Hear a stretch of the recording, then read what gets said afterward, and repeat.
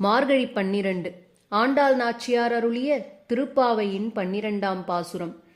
கனைத்திலங் கற்றெருமை கன்றுக்கு இறங்கி நினைத்து முளைவழியே நின்று பால் சோர நனைத்தில்லம் சேராக்கும் நற்செல்வன் தங்காய் பனித்தலை வீழ நின் வாசல் கடைப்பற்றி சினத்தினால் தென்னிலங்கை கோமானை செற்ற மனத்துக்கு இனியானை பாடவும் நீ வாய்த்திரவாய் இனிதான் எழுந்திராய் ஈதென்ன பேருறக்கம் அனைத்தில்லத்தாரும் அறிந்தேலோர் எம்பாவாய். ஆண்டாள் நாச்சியார் அருளிய திருப்பாவையின் ஒவ்வொரு பாசுரமும் ஒரு தத்துவ புதையல். இன்று நாம் காணவிருப்பது 12வது பாசுரம். கனைத்திலங் கற்றெருமை என்று தொடங்கும் இந்த பாடல் இறைவனின் எல்லையற்ற கருணையையும் ஒரு பக்தனின் இல்லத்தில் பெருகியோடும் ஆன்மீக செல்வத்தையும் எவ்வளவு அழகாக விவரிக்கின்றது என்பதை இந்த பதிவில் காண்போம். இந்த பாடலின் முதல் காட்சி நம்மை ஒரு வளமான நந்தகோபாலர் கிராமத்திற்கே அழைத்து செல்கிறது.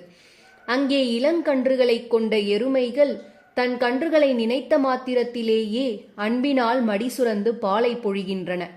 அந்த பால் வீட்டின் முற்றத்தையே நனைத்து சேராக்குகிறது. என்ன ஒரு செல்வ செழிப்பு, என்ன ஒரு கருணை! இத்தகைய பெரும் செல்வம் படைத்த பக்தனின் தங்கையே, பனி எங்கள் தலைமேல் விழ உன் வீட்டு வாசலில் நாங்கள் காத்து நிற்கிறோம். சீதையை மீட்டெடுக்க இலங்கை கோமான் ராவணனை சினத்தினால் அழித்த அந்த ராமபிரானை பாட வேண்டாமா?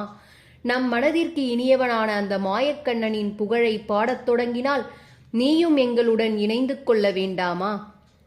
ஊரே எழுந்துவிட்டது, உன் வாசலில் நாங்களும் திரண்டு விட்டோம்.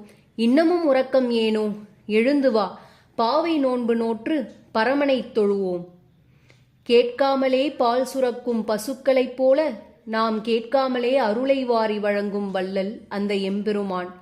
மனதுக்கு இனியானை நாம் பாடி போற்றினால் நம் வாழ்விலும் இன்பம் பாலாக பெருகும் என்பதே இந்த பாசுரம் நமக்கு சொல்லும் செய்தி. இந்த பதிவு உங்களுக்கு பிடிச்சிருந்தா லைக் பண்ணுங்க.